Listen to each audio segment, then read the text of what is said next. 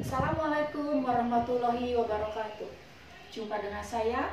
Perkenalkan, nama saya Yulika Suprihati, pengajar IPS di SMP Negeri 1 Saketi Pandeglang.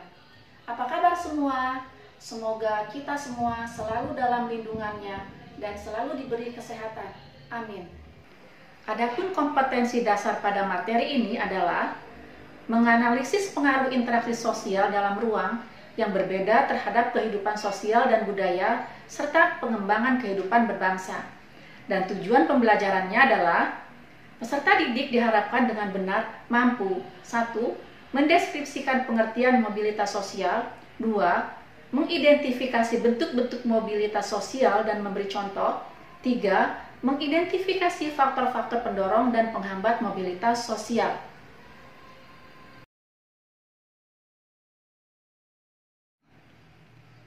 Sebelum saya menjelaskan apa itu pengertian mobilitas sosial, saya akan memberikan sebuah ilustrasi yang mungkin di dalamnya terdapat unsur-unsur mobilitas sosial. Ibu Miranda adalah seorang ibu rumah tangga yang juga merupakan seorang karyawati sebuah perusahaan telekomunikasi ternama di Indonesia. Sudah 15 tahun, Ibu Miranda mengabdi di perusahaan tersebut dengan dedikasi dan kinerja yang baik. Tentu saja dengan penghasilan memadai pula. Akan tetapi, Bu Miranda merasa bosan dan ingin merintis usaha sendiri yang sebetulnya sudah lama diinginkannya, sesuai dengan hobi dan kepandaiannya dalam memasak. Ketika perusahaan tempatnya bekerja mengalami masalah dan hendak mengurangi karyawan, Bu Miranda menerima tawaran pensiun dini dengan sejumlah uang pesangon. Singkat cerita, Bu Miranda mulai merintis usaha kuliner dengan menawarkan berbagai macam kue dan masakan tradisional dan kekinian melalui online. Tak disangka, usaha Bu Miranda mendapat sambutan baik dari pelanggan. Akhirnya, seiring dengan berjalannya waktu, usaha Bu Miranda berkembang pesat dan mempunyai pelanggan cukup banyak. Bahkan untuk produk-produk tertentu bisa menarik pelanggan sampai ke berbagai kota. Nah, itu adalah ilustrasi yang mungkin di situ terdapat unsur-unsur mobilitas sosial.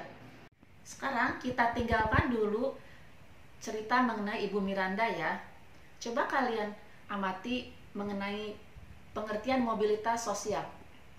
Mobilitas sosial terdiri dari dua kata, yaitu mobilitas berasal dari bahasa Latin mobilis, yang berarti mudah dipindahkan atau banyak bergerak dari suatu tempat ke tempat yang lain.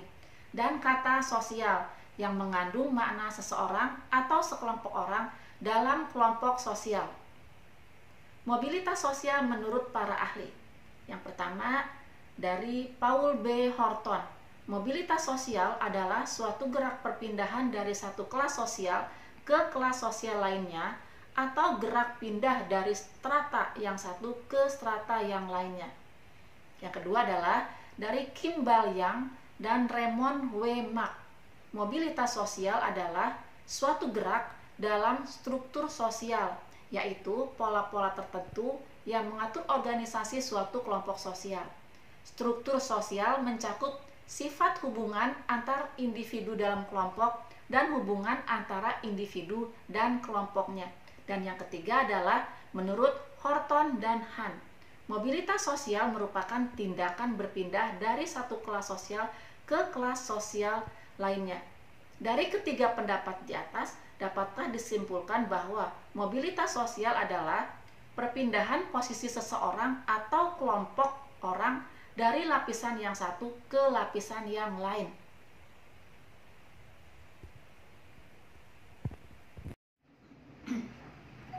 Dari cerita Ibu Miranda tadi dan dari pengertian mobilitas sosial yang saya kemukakan, apakah di dalam cerita tersebut ada kondisi yang berupa mobilitas sosial?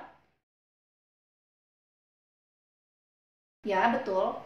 Di dalam cerita tadi ada kondisi mobilitas sosial. Apakah itu? Yaitu Ibu Miranda yang awalnya merupakan karyawati di sebuah perusahaan berubah menjadi seorang pengusaha sukses. Nah, itulah contoh mobilitas sosial. Nah, anak-anak, dari apa yang sudah saya sampaikan tadi, apakah kalian sudah memahami apa itu mobilitas sosial? Dan apakah pengertian mobilitas sosial?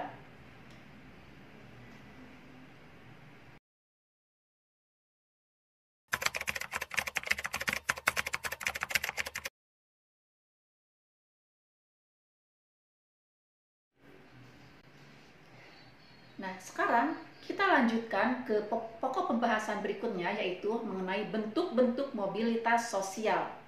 Tetapi sebelum saya menjelaskan bentuk-bentuk mobilitas sosial, terlebih dahulu saya akan memberikan contoh lain atau ilustrasi lain yang berupa cerita sebagai berikut. Pak Hadi adalah seorang karyawan perusahaan swasta yang bergerak di bidang jasa berlabel PT Anugrah yang mempunyai cabang di beberapa kota. Pak Hadi menjabat sebagai kepala cabang PT Anugrah di kota Pandeglang. Setelah 2 tahun menjabat sebagai kepala cabang Pandeglang, Pak Hadi dipindah tugaskan ke kota Serang yang juga menjabat sebagai kepala cabang. Posisi sebagai kepala cabang PT Anugrah Pandeglang diduduki oleh Pak Imron yang awalnya sebagai kepala bagian administrasi dan keuangan di cabang Pandeglang pula. Karena kinerja dan dedikasinya yang dianggap baik, sehingga Pak Imron dipromosikan menduduki jabatan sebagai kepala cabang menggantikan posisi Pak Hadi.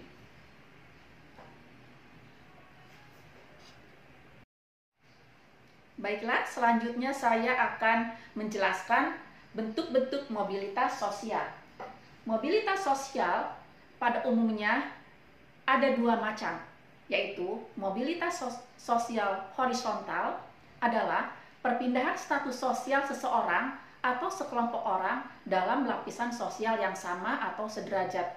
Dan yang kedua adalah mobilitas sosial vertikal adalah perpindahan seseorang atau sekelompok orang dari suatu kedudukan ke kedudukan sosial lain yang tidak sama atau tidak sederajat. Mobilitas sosial vertikal dibagi menjadi 2 pula, yaitu yang pertama mobilitas sosial vertikal ke atas atau biasa disebut dengan social climbing, yaitu adanya peningkatan status atau kedudukan seseorang atau naiknya orang berstatus sosial rendah ke status sosial lebih tinggi. Dan yang kedua adalah mobilitas vertikal ke bawah atau social sinking, yaitu merupakan proses penurunan status atau kedudukan seseorang dari yang lebih tinggi ke yang lebih rendah.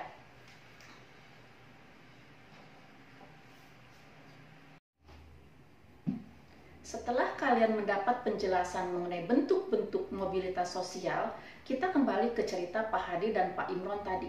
Apakah di dalam cerita tersebut ada kondisi atau situasi mengenai mobilitas, baik mobilitas horizontal maupun mobilitas vertikal? Iya, betul sekali. Di dalam cerita tadi menunjukkan adanya kondisi mobilitas, baik itu mobilitas horizontal maupun mobilitas vertikal. Nah, yang manakah mobilitas horizontal dan manakah mobilitas vertikal? Apakah Pak Hadi atau Pak Imron?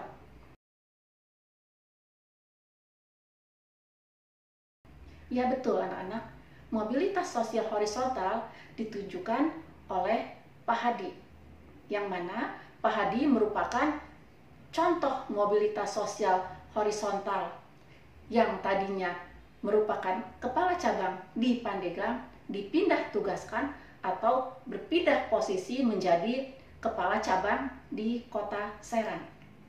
Nah sekarang, bagaimana dengan Pak Imron?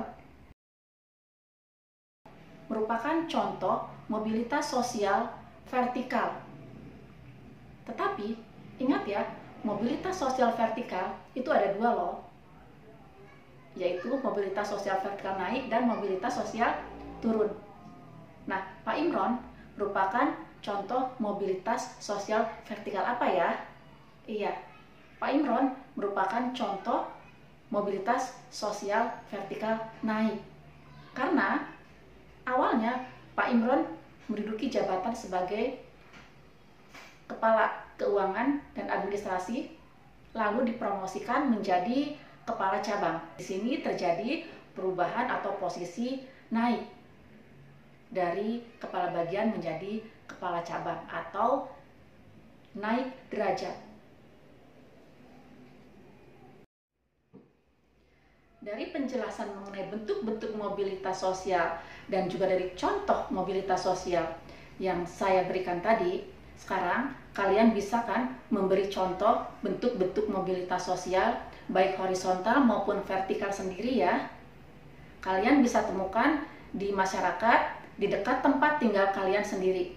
Atau kalian bisa menemukan dengan menonton televisi, yaitu berupa sinetron yang biasanya di dalam sinetron tersebut menceritakan tentang kondisi dan situasi.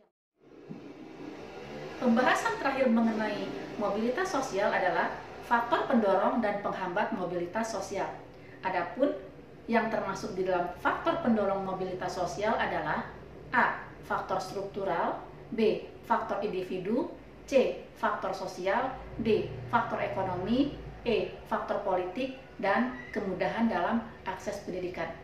Dan yang termasuk faktor penghambat mobilitas sosial adalah kemiskinan, diskriminasi, dan perbedaan kepentingan.